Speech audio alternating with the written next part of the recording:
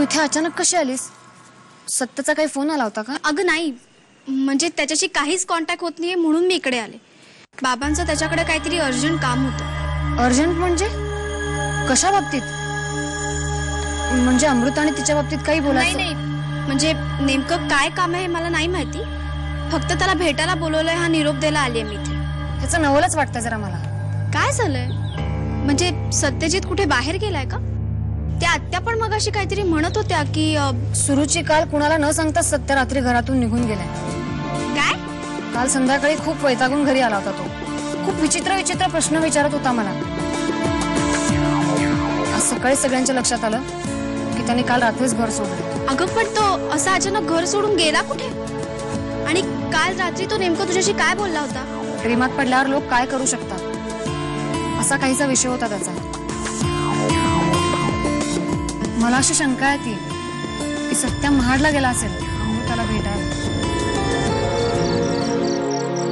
उर्मिला, काय चाललंय तुझं? तू त्याची अशी दारात वाट बघत थांबलीस म्हणून तो लवकर येणार आहे का? चल आत चल. अहो, असं काय बोलताय तुम्ही? सणाला तोंडावर आणि मुलगा घरात नाही. अगं पण राघवला त्याच्या सगळ्या ठिकाणांवर पाठवला होता ना आपण. त्याच्या सगळ्या मित्रांना मी फोन केले, कुणाला काही माहिती नाहीये. त्याचा फोन तर लागतच नाही. बरोबर आहे, मोठा झालाय ना खूप. आईच्या जीवावर काय बेतत असेल काळजीच नाहीये त्याला. उर्मिला,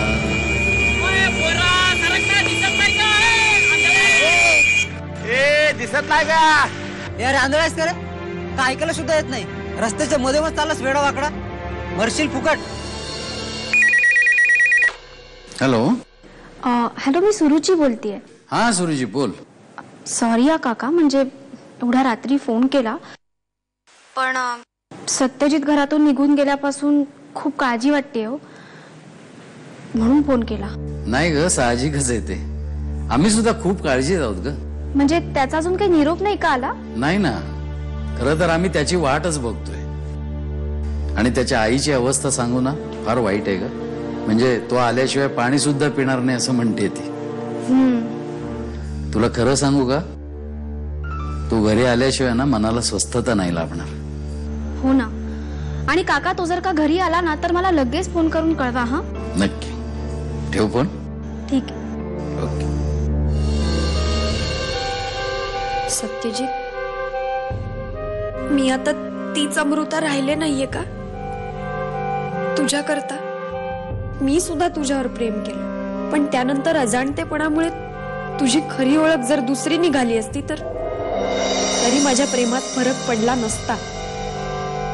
तुझी ओळख बदलली म्हणून माझं तुझ्यावरचं प्रेम बदललं नसतं.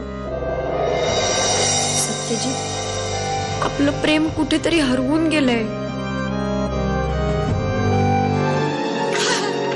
सत्यजित आलास बाळा?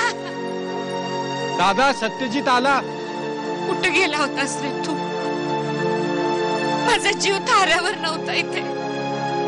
असं रात्री अपरात्री कुणाला न सांगता सवरता का निघून गेलास बाळा?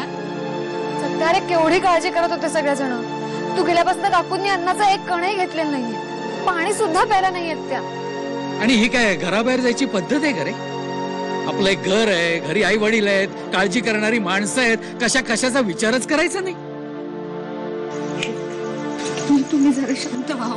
या गोष्टी नंतर बोलता येतील. अरे सत्यजित, राघव बघत काय उभा राहिलास? त्याच्यासाठी ताट वाढ ना, जा लवकर. हे बघ, आधी जेवून घे, मग बोलू आपण. हा, चल चल.